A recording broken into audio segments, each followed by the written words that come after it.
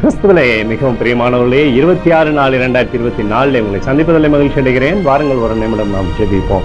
அன்பு தகப்பனே, இன்றைக்கு நம்மளுடைய பாதுகாப்புக்காய் ஜெபிக்கும்படி என் தேவனுடைய சமூகத்தில் வருகிறேன். என் தேவனுடைய நன்மையும் திரும்பி விடுதலை ஆசீர்வாதம் என்னுடைய வாழ்க்கையில் இருக்கும்படி ஜெபிக்கிறேன். எல்லா பொல்லாப்பு நாசமோசம் வலைக்கு நீங்கள் பாதுகாத்து பண்ணுங்க.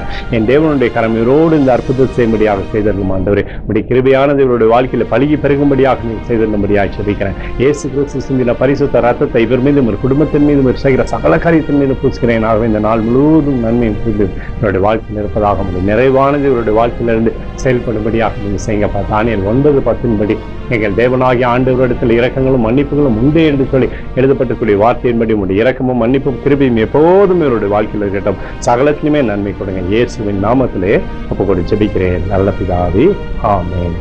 பிரியமான ஜெப பங்காளரே, ஒரு நிமிடம் நம்ம இந்திய தேசத்திற்காகவும் ஜெபிப்போம். அந்த தகப்பனே, 26/4/2024 இந்திய தேசத்திற்காக ஜெபிக்கும்படியாக என்னுடைய சமூகத்தில் வருகிறேனப்பா. தேசத்திலே நல்லாட்சியை நீர் உறுதி செய்து தரும்படியாக ஜெபிக்கிறேனப்பா.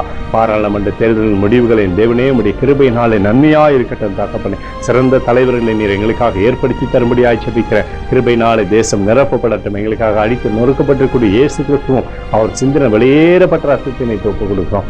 அதோடு இந்திய தேசத்தில் எழுப்புதலை தரும்படியாக ஜெபிக்கிறேன். எழுப்புதலை தருவீராக, எழுப்புதலை தருவீராக, எழுப்புதலை தருவீராக, எழுப்புதலை எங்கள் கண்ணில் பார்க்கும்படி நீர் ஆசீர்வதிக்கும்படி ஜெபிக்கிறேன்.